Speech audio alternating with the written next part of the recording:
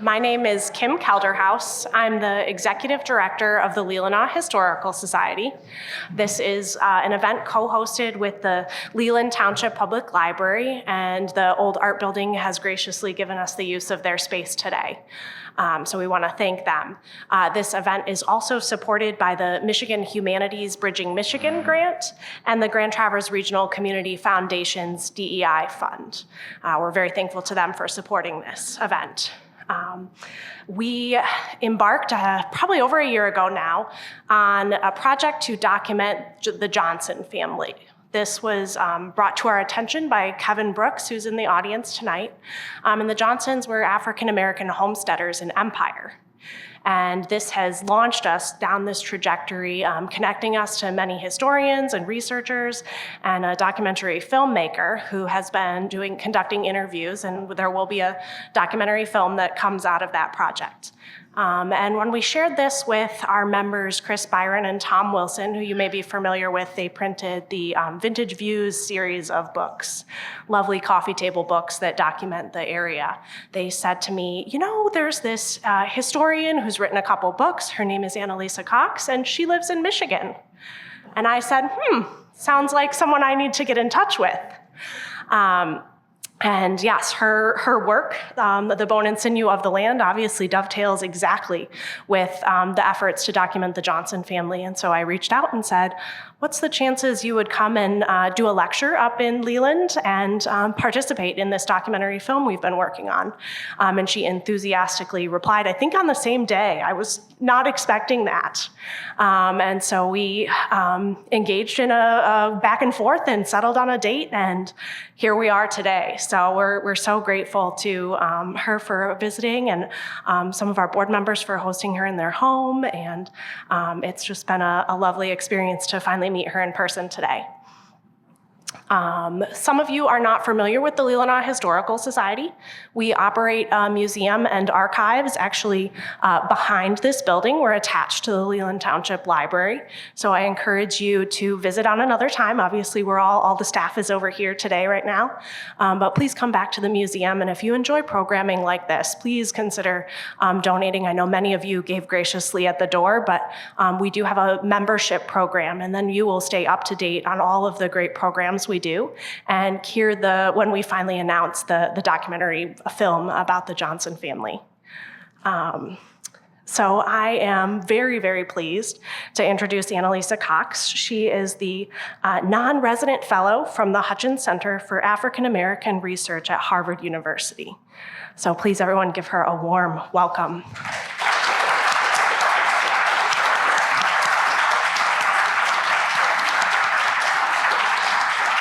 I'd also love to remind you to turn off cell phones. Thank you. Hello, all. I am so delighted to be here today. I have a voice that carries a bit, so I'm going to stand back a little bit. Can you hear me okay? Okay, all right. I'm really delighted to be here, and I do want to thank Kim Kelderhouse and the Leelanau Historical Society and the Leland Township Public Library for hosting me here today. It's such a great joy to give and present this research in Michigan. I'm often on the coasts talking about this research and this work, and I usually have to spend the first 10 minutes just describing where the Midwest is, right? And where Michigan is. And then afterwards, I'll often get confused questions like, what part of Montana were you talking about? So it is a great delight. So yes, I'm a non-resident fellow at the Hutchins Center, where I work with its director, Professor Henry Louis Gates Jr., who does Finding Your Roots. And I've been honored to consult on some of those programs sometimes. I'm the author of a couple books, and recently finished up a couple of major exhibits at the Smithsonian's National Museum of African American History and Culture in Washington, D.C., one of which I co-curated, which is on this subject, which is in The Bone and Sinew of the Land. But I want to stress that today I will also be presenting new information that is not in the book, that is the result of new research that I've been doing. And when Kim asked me to present, one of the reasons I responded so quickly is that I'm continuing to do research especially about the Michigan coast and the Underground Railroad. I'm currently producing a video series for the National Park Service Underground Railroad Network to Freedom program. I've already produced about half a dozen. And those are a wonderful resource that present really cutting-edge history of the Underground Railroad with people like Professor Taya Miles at Harvard, Dr. Derek Spires at Cornell University. So that's been a great joy to work on. And I continue to do the research. So let's dive into it. There will be time for Q&A afterwards. So please, if you have questions, write them down. I would love to be able to answer any questions that you might have. A free and independent state. So the title of this talk is taken directly from Michigan's first state constitution from the 1830s. But the bulk of this history takes place before these words were ever written, before statehood. Some of this information is pulled from my recent book, The Bone and Sinew of the Land, but other information I will be sharing today is the result of fresh, new research. Okay, so I'm going to start with some strange words. Words that are also deeply familiar. But I would like us to think today of just how strange they are and the power these words had to shape the events of our nation and this very region of Michigan. Here are the words. We hold these truths to be self-evident, that all men are created equal, that they are endowed by their Creator with certain unalienable rights. These among them are life, liberty, and the pursuit of happiness. So, what do these words from 1776 have to do with Michigan or Leelanau County? And what in the world am I doing quoting the Declaration of Independence in a talk that involves things like radical equality and diversity? I mean, aren't these modern and liberal ideas? Heck, in these interesting times, they're fighting words. But they were fighting words in another time too, the period of our nation's founding and this region's founding. Now, the men who crafted this document in 1776 had been born into a world where most people assumed exactly the opposite of what these words said. They basically lived in a world where it was argued that God had decreed that some men were born to rule and some were to be ruled. That the world had been made so that some were not as good as others, not as blessed, not as hardworking or responsible. That the order of the world was monarchy, not some weird cultish notion called democracy. And that some people had the absolute right to enslave other people. While many of the men who actually signed the Declaration of Independence may not have had the imagination or courage to envision a nation where all were truly free and equal, others around them at that time were acting on those ideals. And how they acted on them directly influenced this region and the creation and settlement of Michigan. But before we delve deeper into these ideas, let's look at the diversity of this actual region. There have long been myths about Michigan and the Midwest. Myths that were strengthened by historians like me. Myths that have blinded us to the facts. Some of these myths will sound familiar to you, I am sure. One is that the frontier and rural areas of the Midwest were settled by white people, with African-descended people only coming in large numbers during the 20th century's Great Migration, moving from the rural South to the urban North. The other myth is that the primary way that people of African descent came to this area before the Civil War was as enslaved people seeking their freedom, assisted by white people on the Underground Railroad. But the reality is very different. For those of you who have read my book, you already know that there were actually hundreds of rural farming settlements home to free people of African descent in the Midwest before the Civil War. Indeed, by the outbreak of the Civil War in 1861, there were well over a state's worth of African-descended people living in the old Northwest Territory states of Michigan, Ohio, Illinois, Indiana, and Wisconsin. And you've all been staring up at this map for a good while now. And each one of those dots is not a propertied farmer, it is a settlement, home to many propertied African-American farmers. I know we talk about rural Michigan and the rural Midwest, but I want us all to remember that when these African-American pioneers started coming here in the late 1700s, the majority of Americans were rural, right? There was no Chicago. Detroit was a small fort. And the population of this region was so small compared to today. This region of the Midwest was, for all purposes, a pre-urban space when this migration started. And we must remember what the United States was when this settlement movement started. So this is the United States, right? It's hard for us to think about this, right? But when much of this history is happening, this is our nation, right? This is our country.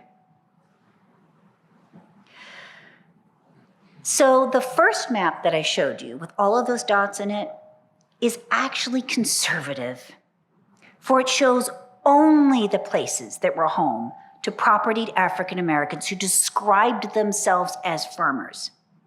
It ignores all of the business owners, general store owners, blacksmiths, teachers, carpenters, preachers, lumber mill workers, loggers, sailors, and so many others who lived and thrived in this region before the end of slavery. Indeed, by 1853, all but 9 of the counties in Michigan had African American residents. So I'm sure you're looking up at the map, original map, hang on. And you're like, well, I don't see any African American property farmers. This map is out of date already, but also it doesn't include other African Americans who were living and working in this region. So I just want to repeat this. By 1853, right, almost a decade before the outbreak of the Civil War, all but 9 of the counties in Michigan had African American residents, including in the UP. So that means that the state of Michigan was more racially diverse in 1853 than it is today. Not necessarily equal, right, but diverse. And this is something important to remember. I also want to add that this number is not from the federal census. I know as an historian in graduate school, I was taught that the federal census was sort of the gold standard, right, for facts about the past. But there are so many problems with the federal census, and it is not reflective of all of the facts. For example, after 1851 and the passing of the Fugitive Slave Law, there were a lot of African-descended people who did not want to be counted on a federal document taken by a federal employee. And in fact, some of the most notable free propertied African Americans refused to be counted on federal census records even before 1850. As a form of protest, they would be counted in local township or county records, even state documents. So that number that I just quoted to you from 1853 is from a state of Michigan census. If you look at the federal census records for 1850, it does not reflect those numbers because those same African Americans were refusing to be counted in that federal document. So a more accurate reflection and count is this state census. So I want to return to that phrase I used at the beginning, a state's worth of African Americans. It's an odd phrase, you know? To understand it, we have to go back to the earliest days of this nation, just after the British lost the American Revolution. Now, I want to take a quick digression here, because I want to be clear that this war was also a devastating loss for the First Nations of this region. George III, King George III in Britain, had made written treaties and promises to the First Nations of this region that no colonies or colonists would steal their land. And those First Nations had also known of people of African descent who had arrived with the French starting in the very earliest years of the 1700s. So this is the region we're talking about. That entire region, governed by the British, won from the French in the 7 Years' War, was set aside as free from settlement to belong to indigenous people, right? And it was lost during the American Revolution. So we gained this piece of land, which was one of the major triumphs for the American colonists after they won the American Revolution. But, right, there's a dark side and a light side to this. So, hang on. Ooh, I missed my page here, sorry. So, this region, before the American Revolution, was home to many Afro-French people. And these Afro-French often found their freedom by living amongst the First Nations of this region. By the time of the American Revolution, there had already been 3 generations of African-descended people living and working in this area around the Great Lakes. They were fluent in many different languages, entrepreneurial, well-traveled, and incredibly sophisticated. And I've got photos, 2 of them.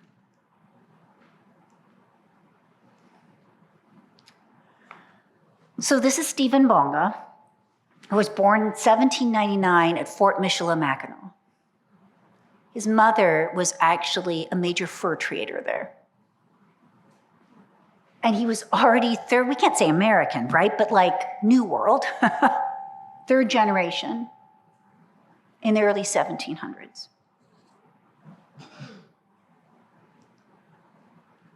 And this is his brother. Both of them were incredibly well-traveled and entrepreneurial. And I know that's just 2 images, but they represent a much larger population that would have been deeply familiar with every single harbor and river mouth opening along the Great Lakes, right? This was a deeply familiar land going back generations by the time of the American Revolution. Then the British lost this region during the American Revolution, and the blow was a devastating one for the First Nations.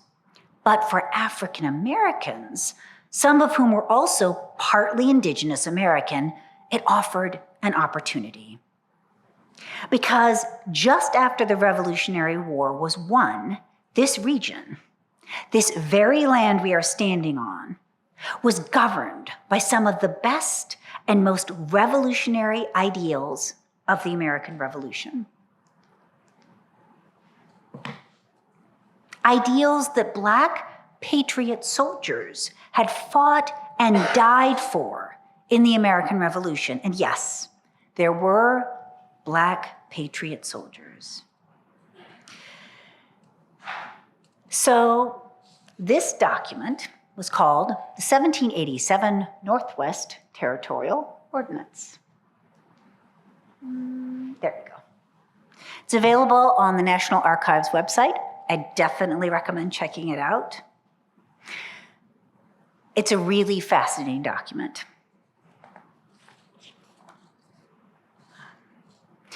And according to this document, there had to be at least 60,000 non-Indigenous people living in a region to form a state.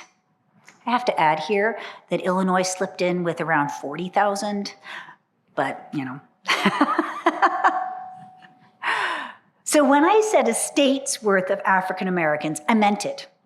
Because by 1860, there were over 60,000 African descended people living, so far as we know, right, counted as living, in what was the Northwest Territory. And they were a very visible and thriving minority here.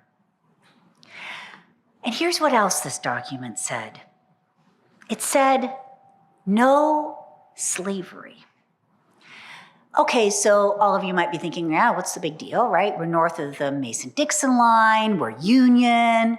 I just want to remind everyone that in 1776, when the Declaration of Independence was written, there was no North and there was no South.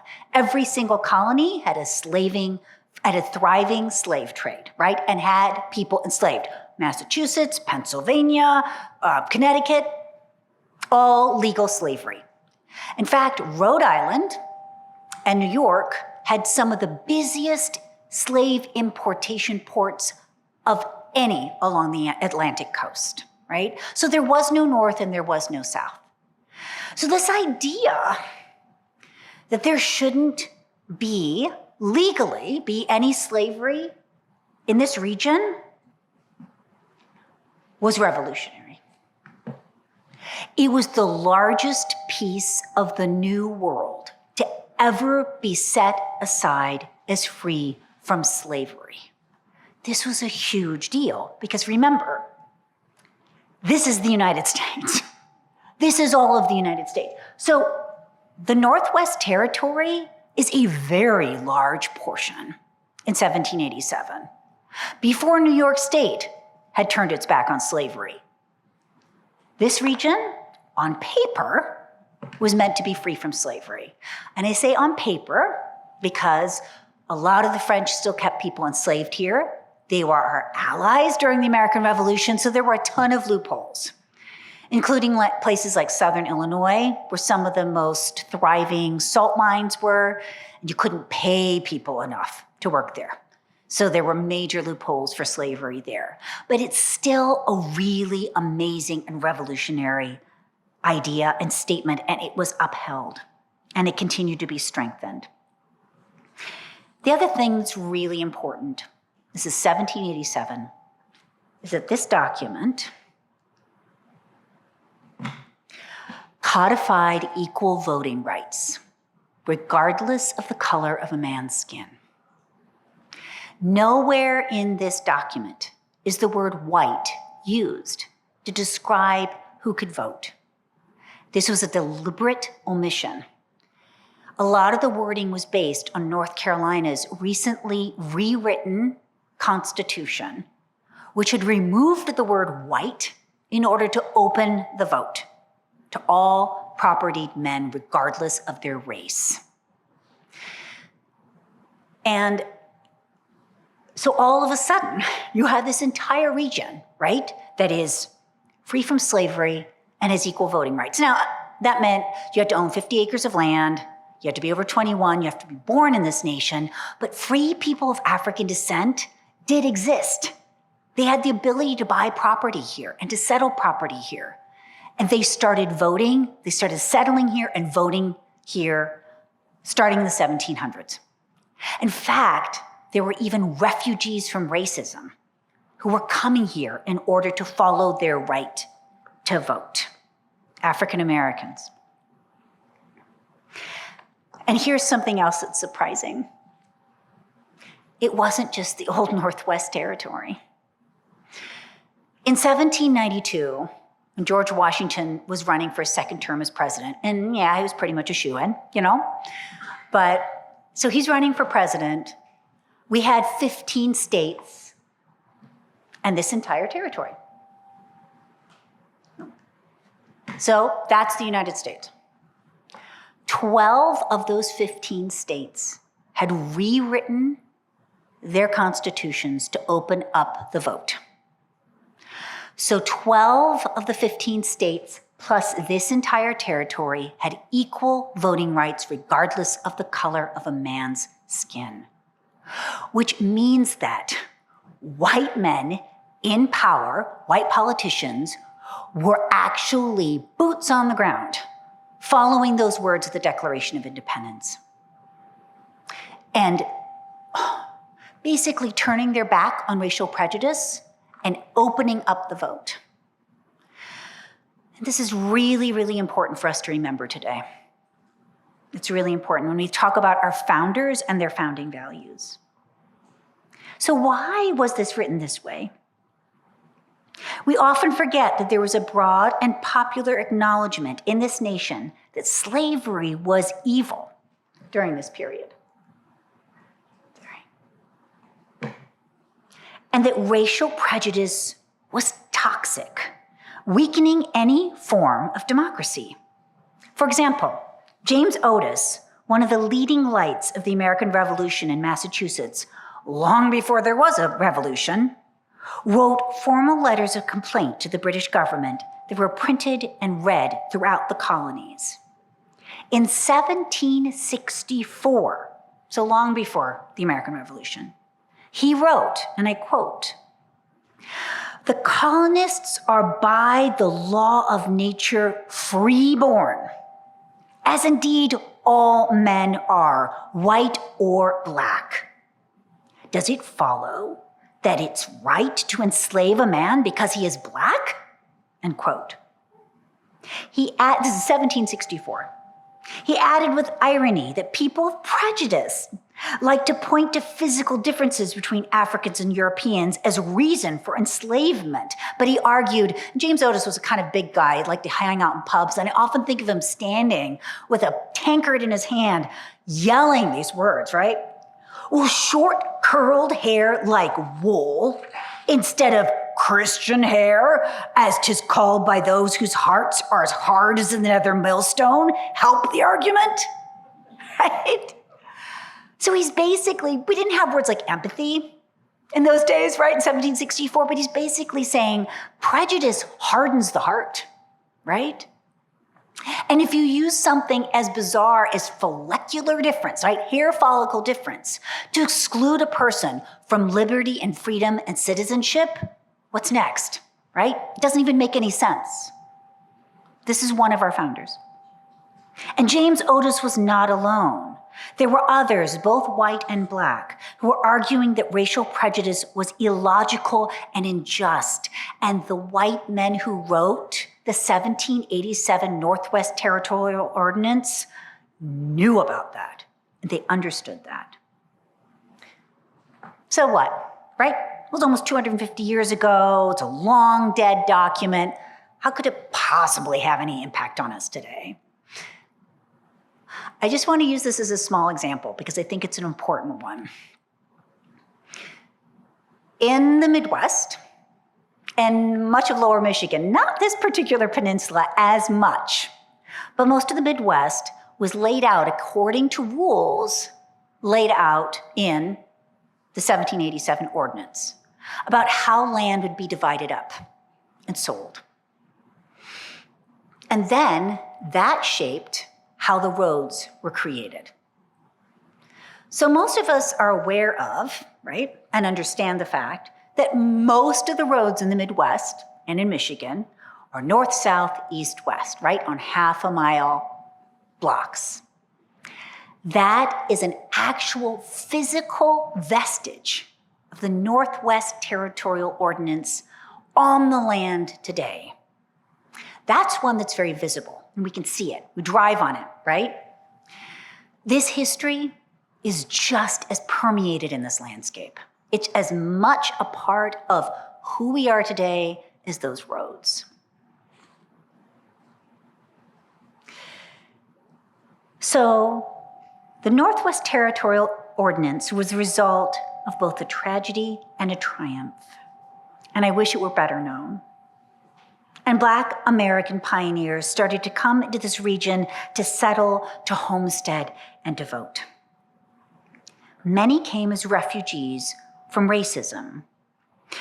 For example, the Morrises were a wealthy, propertied, African-descended family in South Carolina, Western South Carolina. They'd fought as patriots in the American Revolutionary War.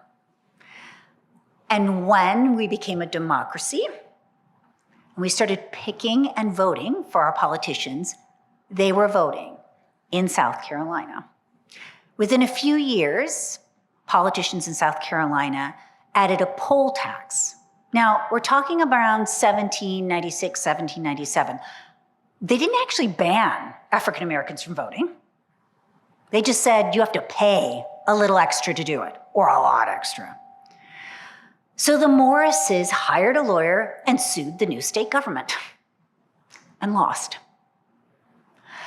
So they basically created a wagon train and took all of their goods and they moved to the Northwest Territory, to the Wabash River Valley, where they could vote, right?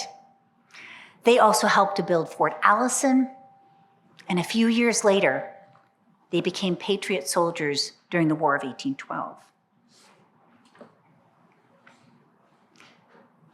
Also, there was the Array and Day family.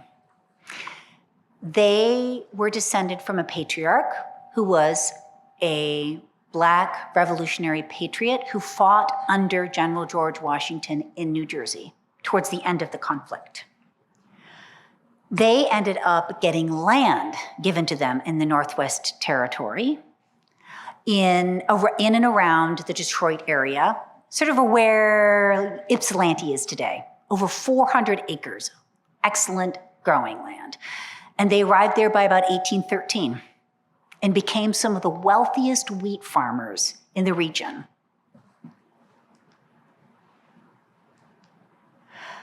I want to show you these pictures because we have images in our mind about who African-descended people were before the Civil War. And I want to show you these to complicate those ideas, right? So this is going to be second or third generation. These were taken in the late 1850s and early 1860s. And they're descendants of the Array and Day family. So these women are descendants of a Revolutionary War veteran. And I'd like you to notice what she has by her elbow. She has that book there very deliberately. She wants all of us to know that she knows how to read, that she is literate, right?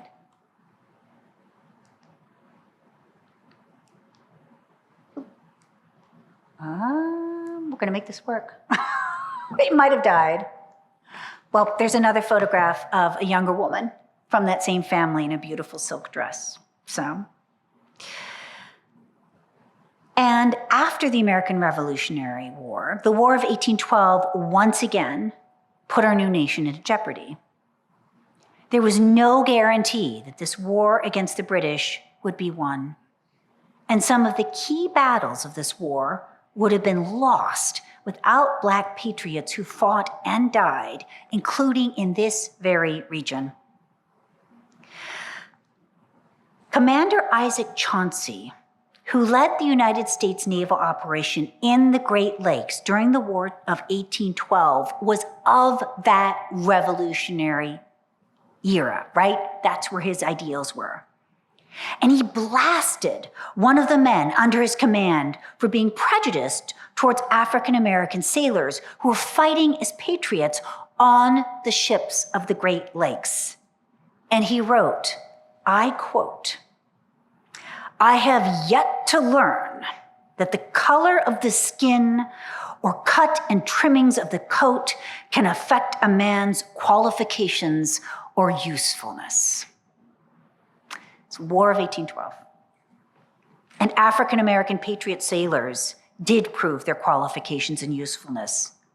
Roughly 20% of the men who fought as patriot sailors in the Battle of Lake Erie, one of the most important and pivotal naval engagements of the War of 1812, were African-American. And I'm gonna see if I can make this work. Oh, I don't know if you can help, Kim. Oh no, it went. Okay, there, all right. That's not very clear, but you can actually see there are some black sailors in this picture, including the man whose face is bandaged just behind Perry. Interestingly enough, this painting was done right around the time of the Civil War, during or just after, when there was another sort of rise in pro-equality feeling and pro-liberty sympathies.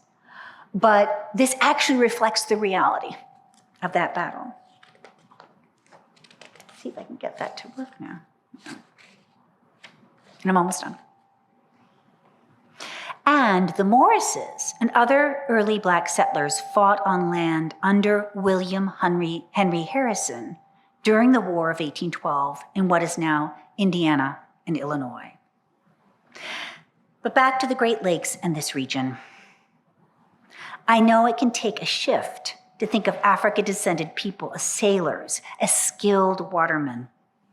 But it has long been accepted that they were working the Atlantic coast and the Atlantic Ocean. But what has barely been touched on by historians are the skilled sailors and staff of the sailing vessels of the Great Lakes in the first half of the 1800s. This is where these myths can actually erase real and important facts that have great ramifications for how we think about this region's past and our nation's past. Because historians like myself and a few others are now realizing that one of the most important and pivotal routes of the Underground Railroad was the Great Lakes. It was not overland. It wasn't about white Quakers. It was about African-American sailors and staff assisting freedom seekers onto ships and getting them to the UP, Northern Michigan, and Canada. Indeed, just recently, Lynette Weber and Eric Smith, a descendant of one of those freedom seekers, discovered that one of the first paddle wheel steamships to ply Lake Superior was carrying a freedom seeker. His name was Noel Johnson, and he had made his way to Detroit in the 1840s. In 1846, he met a group of Welsh miners who had just arrived, and they were bound for copper country in the Keweenaw Peninsula. They encouraged Mr. Johnson to join them, and in the end, he decided that he would board the steamship aptly named Independence and make his way with them to the UP. Mr. Johnson's adventures did not end there. Once he arrived, and we're talking 1846, this state was less than a decade old, he decided to purchase a piece of copper-rich land from the federal government. However, he was hampered in his attempts as the federal government also saw Mr. Johnson as property, who had stolen himself, right? How can property buy property? But Mr. Johnson refused to give in, and he appealed his case all the way to the federal attorney general in Washington, D.C., who decided that this brave man should be allowed to purchase this land. Now, Noel Johnson doesn't show up on my map because he was a miner and a wealthy property owner. He wasn't a farmer, right? This story and so many others we do not know yet. Noel Johnson's son is working on writing a book about it right now. But they have transformed the way I look at the Great Lakes. Historians are just beginning to look at shipwreck records for the antebellum era in the Great Lakes and finding that African American sailors and staff were not uncommon.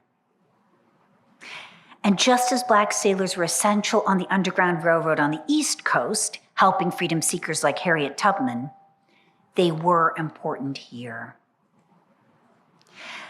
And I know all of you know this, but I'm going to show. Let's see if we can get this to work. Oh, that's the young woman in the silk dress that is descended from a Black revolutionary patriot, a Michigan-born. So this is a map from 1840 where we can see the region that we're in, right?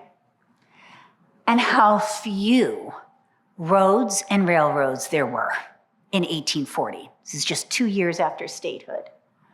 So the way to get around was the water. I love today to walk along the shore of Lake Michigan near where I live and see it in an entirely different light, as one of the most active and secret routes of the Underground Railroad, a waterway to freedom. Closer to home, in this county, because this county was coastal, it would have seen Afro-French back in the 1700s, trading, and African-American sailors and shipping staff, many of whom were transient, so they would not have been counted in census records, but they would have showed up in boarding house records and shipping records and stuff like that. And I want to add here quickly that we need to be careful of the F and the O, the first and the only. I know there are important ways for us to think about the past, but especially with minority groups, with women's history, Indigenous history, and African American history. If we say that somebody is the first, we don't look further back. And if we say that they were the only, we don't look for more. It can be a really restrictive way for thinking about the past. So it's just something to be aware of. So I'm just going to cut because we're running short on time and I definitely want to have time for Q&A. There was unfortunately backlash. So those young women from the late 1850s and early 1860s saw that backlash. Every single state carved out of the Northwest Territory retained some aspects of that 1787 ordinance. They kept this region free from slavery. It was hotly contested. Illinois actually had a small civil war in 1821 over whether it was going to become a slave state or not. People fought and died over this one. Ohio briefly became a free state for a few weeks and then it reversed it, right around statehood. Things are very much in flux, but every single one of the Midwestern states carved from this region backlashed against voting rights. Ohio was the first in 1803, adding the word white to who could vote.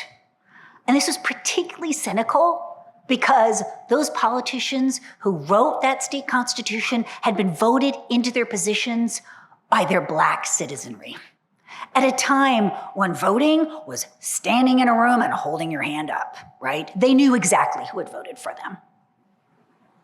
It didn't go uncontested, but in every case, it happened. Before there was even a state constitution in Michigan, in 1819, white politicians scrambled to rewrite the territorial ordinance to add the word white, thus stealing the right to citizenship from the very men who had actually protected this nation and fought in the War of 1812. There were African Americans at Fort Detroit who risked their lives to fight as Patriot Americans during the War of 1812. Just a few years later, in 1819, they stole the right of those patriots to vote. So when we think about periods of advancement and backlash, we have to realize that just because things are further back in time doesn't make them more conservative, right? And when we talk about our founding values, we need to be very, very accurate about what those are and look at the facts. look at what people were actually doing.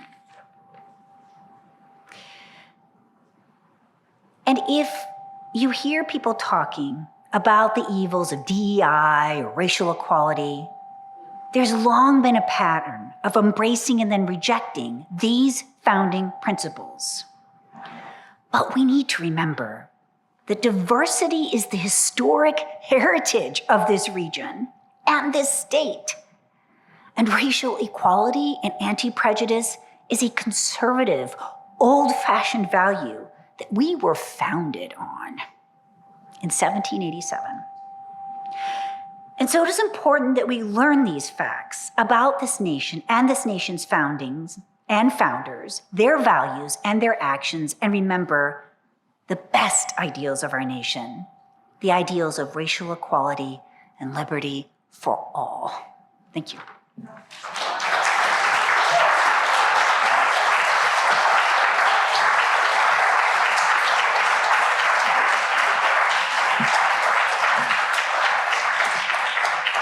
Thank you. I'm going to grab some water. So I hope I haven't terrified all of you into silence. I'd love some questions. Yes. The first thing that comes to my mind as a retired educator is, as soon as these books are written, they're outdated, and who pays for them, puts into these textbooks that kids are forced to read. When can we get this information out to kids? I mean, they need to be, and I would say middle school kids. We need to get this out there. Get some of it out to the, I mean, is there anything that can be done to get to? That's a great. I don't know. Yeah. I'm not teaching that, but Yeah, that's a really interesting. So, my friend Donald Yacovone, who's a fellow at the Hutchins Center, actually wrote a wonderful book 2 years ago. It's got a terrible title. It's called Teaching White Supremacy. But this guy spent years in the education library at Harvard going through thousands of history textbooks. And what he found was that the vast majority of them, published between 1850 and 1980, were written by Northern historians, published by Northern presses, and they were unbelievably full of myth and racism, right? 98% of them. So textbooks are a real problem, right? Because they create a fake narrative that kids are given at a time in their lives where they're incredibly sensitive to that stuff, right? They're taking it in. I've taught Michigan history courses to college students who've said to me, I really feel uncomfortable when, what I know is basically kind of challenged like this, right? What they meant is what I learned in my textbook, because we also present history as settled, as set. I mean, the way that even we present the field. And I want to add here, yes, I'm one of those people who's been attacked. I get death threats for being a revisionist historian. And what I want to say to people is, look, history is a craft, right? Our job is to find more information from the past. We haven't found it all. We're constantly discovering new facts about the past because of new archives. We're finding new collections, new ways of seeing what's there, right? Of making connections. We're not making this stuff up. Every piece of information I've presented to you, I mean, the citations in this book are almost as long as the book itself. They're facts that have been found, right? And I think it's interesting that, when physicists present something new about quarks or black holes, people don't go up to them and go, "You're one of those revisionist physicists." Right? I mean, that's their job. Their job is to discover new things, right? Historians' craft is to discover new things about the past. That's our job. And then a friend of mine said, well, they did imprison Galileo for discovering new stuff about the universe. So maybe that doesn't work so well, but it's hard to shift a paradigm, right? But this information is so basic, and I find it so moving, right? I didn't have time to actually drill into some of the human narratives of this story. People like Keziah and Charles Greer, who were out on the Indiana frontier before it was Indiana, just clearing land and she was having 11 babies while they were doing this, like real people living real lives, right? Just right here in this area, who knows how many amazing stories there are, right? Of sailors and the Underground Railroad that we haven't even thought to look for. I mean, I remember as a graduate student at a conference, and somebody asked me what my field was, and I said, race relations and racism in the antebellum Midwest. And this professor looked at me and said, what race relations, right? Because the myth is it's all white people. Well, maybe some Native Americans, but so myths can really hamper how we think of this. And it does, it's hard to turn the Titanic, but thanks, it's a great question. Yes? I had two related questions.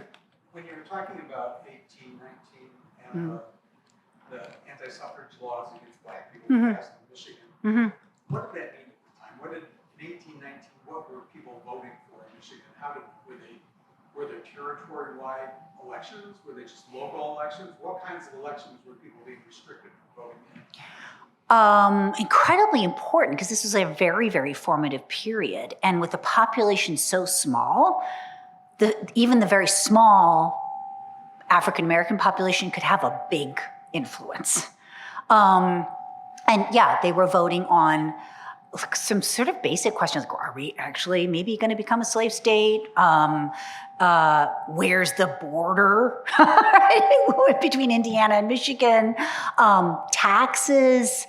I mean, and a lot of it was also local. They were barred from voting in local politics. Bar them even locally. Oh, across the board, they were not allowed to vote in anything, anywhere. Yeah.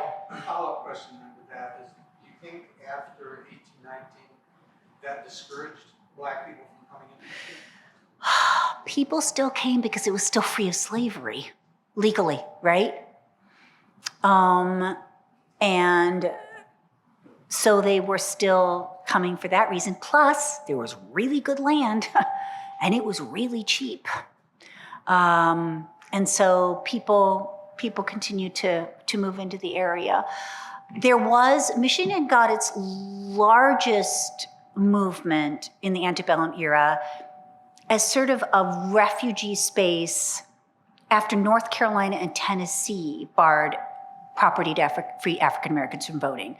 They held on to their voting rights there longer than the Midwest did. So Tennessee got rid of equal voting rights in 1836, North Carolina in 1838. And all of a sudden you start seeing all of these very wealthy, propertied, long free African-American farming families, free back to the 1600s, moving into Michigan. Because all of a sudden, it wasn't just about whether they could vote. In Tennessee, they were barred from owning arms. In Michigan, they could still own a gun. And Michigan was not a slave state. It's very different to be in a slave state if you can no longer vote or bear arms and you're black, right? So when we're talking about settlement and all of this, African-American settlers and pioneers were just a different group motivated by oftentimes very different forces than white settlers were. In 1850, at the time, say that this area started to be settled by outsiders, where could black people go where they could vote? In 1850, there were, I think, only 5 states left out of that original, that's backlash, right? From a majority of the states and the majority of this nation having equal voting rights to by 1850, only 5 states out of this entire nation, which now included California. In fact, when California was writing its state constitution in the 1840s, they were referencing what happened in the Midwest and the backlash there for how they could originally they wanted to keep African Americans from settling in California at all. But then they're like, oh, well, we can just ban them from voting the way that Indiana did and Ohio did, So this precedent made a national difference. Surprises them one of those 5? That is a conversation for later time. But I'm gonna open it up for questions from a few other people. And I did want to add that I will be sticking around afterwards. There is not going to be a book signing because the local bookstore had a hard time getting copies of my book, which I'm going to talk to my agent about. But any of you who did bring a copy of my book, I'm happy to sign it for you. I'll be at the back and can answer other questions at that point. Yes? Like you means a historian, the title of the ratification of the Constitution is about the same time as Southwest Virginia. Mm-hmm. Mm-hmm. In order to ratify did ratification of the Constitution, there's an agreement which I think appears maybe literally in the Constitution, but it's roughly a 20-year period in which we're going to pretend this is not an issue. Mm. But without some southern states saying yes to the ratification, we would not have the Constitution. Right. Most of the things were happening at about the same time. How do the southern states feel about this very, I guess, not over generous, but let's say more fair way of letting black people live as citizens in this very large area? So so the question is, in 1787, the ordinance was being written basically at the same time as the Constitution. Absolutely. And that's a great point. In fact, some historians have argued that it was being written at the same time in New York City in two different pubs down the road from each other. And these guys were running back and forth and going, how's the beer? And how's it going writing that thing? But there were a lot less cooks in the kitchen writing the 1787 ordinance than were writing the Constitution. The Constitution did bow to a few elite, super wealthy Southern slaveholders. But even so, there was an understanding that slavery was a sin, and they assumed, because it was also decided that in 1808, the importation of enslaved people would end. And it was just assumed that that would kill slavery. I mean, how are you going to have a system of slavery, right, if you ban the importation? And so this was sort of part of what was in the water at that time. In fact, William Henry Harrison petitioned numerous times the federal government and was to a committee that was overseen by a man from Virginia, asking that the Northwest Territory become a slave region just for 10 years, just for 10 years, right? And he was repeatedly turned down, saying, no, we think slavery's horrible and wrong. This is from a man from Virginia, right? We think it's wrong. It's supposed to die out. We're not going to grow it. We're not going to grow it. Yeah. Yeah, yeah. Slavery actually does not appear in the Constitution. There are several euphemisms. Yeah. It was a different time. It really was really different time. Yeah. Okay, we have two hands up. So yours and then yours. Yes. As a historian, doing your research, and so you discovered new facts. Mm-hmm. How much weight do you give to personal histories, memoirs, things like that? When they're writing about the life, do you have to have some sort of official government of some sort of document to back up that what they're saying you weren't just sort of making up? And how do you authenticate? I mean, not authenticate the person who wrote it, but what they wrote was actually accurate. Or you just don't use personal histories, or how does that? So that's a great question. So the question is, how do you authenticate what you're finding, especially around personal histories? I authenticate everything. And it's hard work. There's a reason why this book took me almost 10 years to write, right? I don't talk about the color of somebody's hair unless I find medical or military records or and yes, I might read the obituary of somebody, but then I'm also going to find their gravestone. If they say, I lived here, I'm also going to find the graveyard they were buried in and their gravestone. I'm going to find their land deeds. I'm going to find other articles in a newspaper about them. It's not one source, right? It's at least triangulated. It's incredibly important. One of the best pieces of advice I got from Professor Henry Louis Gates Jr. was, do not exaggerate your claims, right? And when presenting history that shifts the narrative this much, it was incredibly important to me that everything be very, very well documented. Yeah. But I also want to add here that I also think about who I believe, right? And who I'm listening to.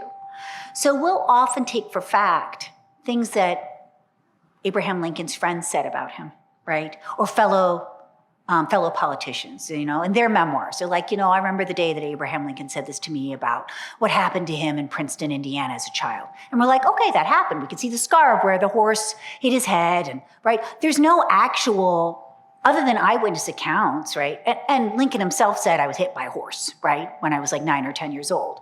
That's just a personal statement from a guy, right? We're going to take it as truth because people are like, we saw the scar.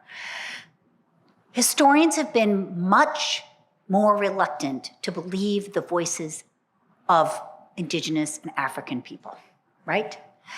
And I think it's almost as if they have to be double duty to be believed. And what we're finding over and over again is that if you do the research, you annotate their memoirs, you find the documentation, over and over again, they're speaking the truth. So I think it's really important that I listen to those voices and I believe them and I trust them, and then I verify, but I don't immediately say out of hand, that's the story of Sally Hemings, right? Sally Hemings' descendants said, we're descended from Thomas Jefferson, and a whole bunch of white historians said for generations, nope, nope, nope. And then we had DNA evidence, and right.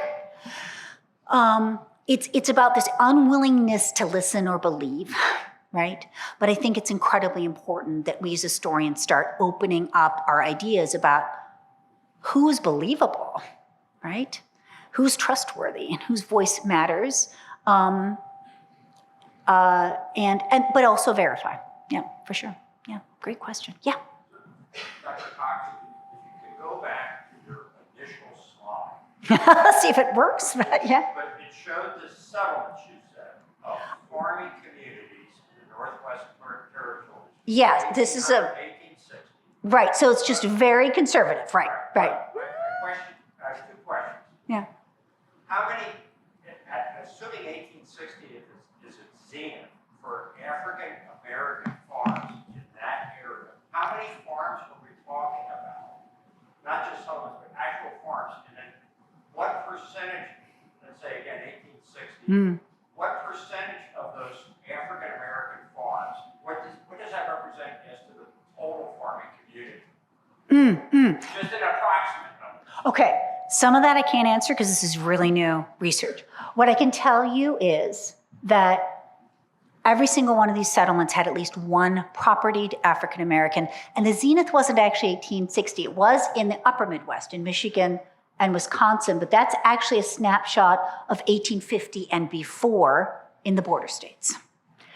Because after 1850 in the Fugitive Slave Law, a whole lot of those settlements, ancient settlements, like pre-statehood settlements along the Ohio River, people had to flee because they were no longer safe from kidnappers. Because the 1851 slave law basically made it impossible to be a free Black person along a slave border. So that's a snapshot of 1850, that's a snapshot of 1860. Here's where it also gets complicated.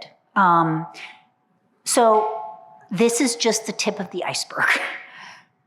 When I started this research, the assumption was there were maybe half a dozen settlements like this before the Civil War.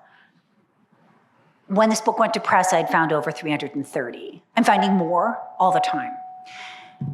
When I did a deep dive into Ohio, I discovered a lot more. I just published an essay about this in a book that just won the Library of Congress Book for Ohio Award for 2024. But I was able to compile a list of the names, location, and exact value of the land of every African American farmer in Ohio before 1850. There's just hundreds and hundreds and hundreds of them. What we can't see is the people around them who were also working those farms, who were also living in those communities. Sometimes they didn't want to be counted because they were freedom seekers. Sometimes the census records just didn't count people that didn't own property, right? So every single one of those dots needs to be a book, bluntly, for us to get the full scope of this settlement. What I can tell you is this is not an accurate picture. It's way a massive undercount. But it's a beginning. It's a beginning of this what I'm really hoping is that other historians, and I know of one other graduate student who's now newly minted and a professor at University of Miami, Ohio, who was inspired by this to do research on one community on the Ohio-Indiana border that had a fully integrated pre-collegiate boarding school in the 1840s, right? And she did a deep dive into that. I'm hoping there's more of that because we need more of that. We don't have all the information yet because 20 years ago, historians said that didn't exist. So why would we research it? So this is a bleeding edge, brand new field. And I wish I had the answer for you, but I don't yet. Yeah, but it's a great question. I wish I did. Yeah, any other questions? I'm gonna take a new person in the back really quick. Yeah, in the far back. Is there any threat to the documents, data that this is coming from?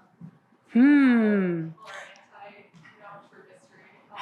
Is there any threat to the archives or the data that this information comes from? I mean, archives are always under threat. I mean, I would just say, please donate to your local historical society. All of them are struggling, and it's where a lot of the repository of these facts is held.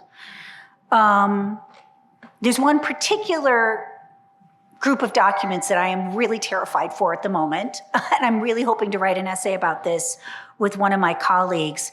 But just a few months ago, I got an email from a volunteer at the Knox County Library, which is in Vincennes, Indiana. There's been a fierce debate for over a century about whether William Henry Harrison, who was the governor of the Indiana Territory, which was the entire Northwest Territory, including Michigan, except for Ohio, right? Whether he enslaved people. And everybody's always said, no, there's no way. You know, grouse land was built by free labor. And this guy emailed me out of the blue and he said, so, hey, I was cleaning up and dusting some lower shelves in the basement of the library. And I came and I was pulling out these old books, deed books, and behind it was like this really old folder with old tax documents in it from the territorial days. So I was flipping through it and he said, I found taxes that William Henry Harrison paid on at least 6 enslaved people. And I thought, oh my gosh. So I immediately called him. And I'm like, please tell me you have this in a fireproof safe and you haven't told anybody else. And he's like, I put it in a fireproof safe. And I told the director of the library, but she's safe. And I'm like, great. Because this is the kind of thing that there are a ton of people who are big fans of William Henry Harrison. They would like to see that gone, right? Because it proves something they don't want to have proven about this guy. So yeah, to answer your question, this is incredibly contested history, and those documents we use to prove our point, sometimes people just conveniently make them disappear.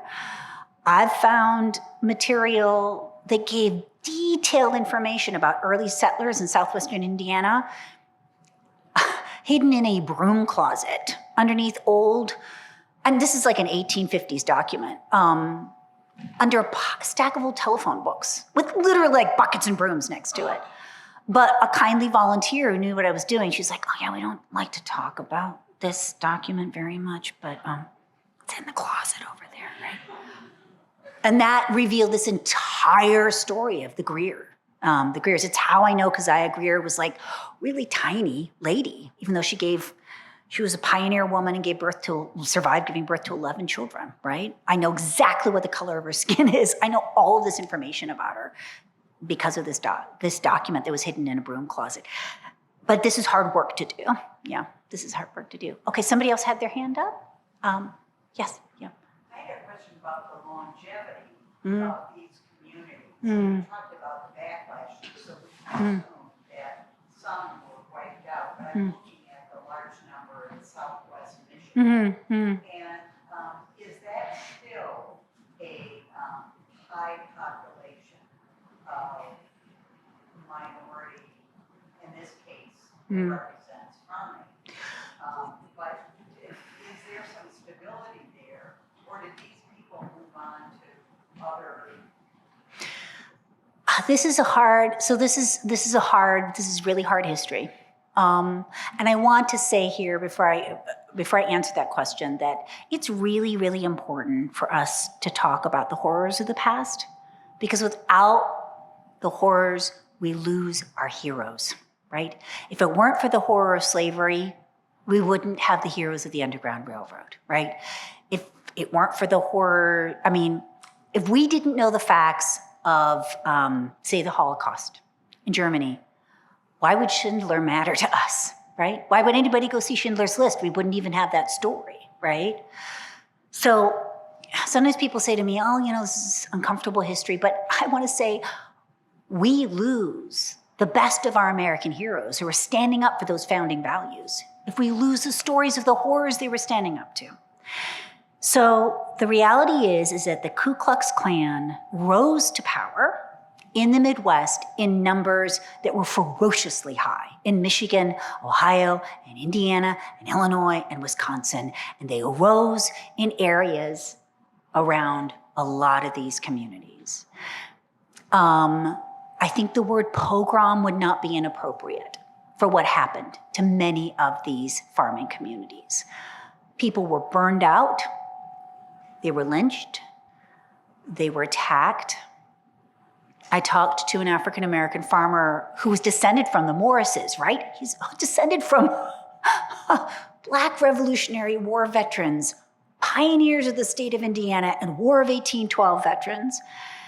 And he told me that the biggest argument he had with his grandfather when he started farming with his grandfather in the 1960s was whether to build a barn. And his grandfather said, you don't build a barn because they'll burn it down. And you lose all your crops, you lose your cows, you lose your horses, you lose your equipment. We don't build barns. You imagine trying to farm in Indiana in the winter without a barn? That's what these families had to do. So they didn't go easy. But there's a reason why Michigan is less racially diverse today than it was in 1853. Yeah. And that's another aspect. If we lose this history, we lose that reality. And it's a hard reality. It didn't happen across the board, but as I mentioned in my book, we had a period in the 1830s in the North where violence on the level of Tulsa was endemic. In almost every single major northern urban area, Cincinnati, across so many, Detroit had 2 major race riots. And race riots in the 1830s was white people rising up and burning down black homes and businesses. So this is hard, but I think it's important because we don't want to allow this history to be erased as it has been. Because, yeah, they were absolutely founding citizens of this region. Yeah. I think, Kim, how are we doing on time? Oh, we're doing okay? Okay. I see hand up way in the back. Yep.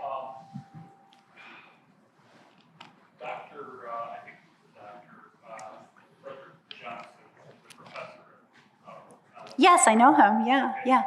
He encouraged me to read your books. Oh, so kind.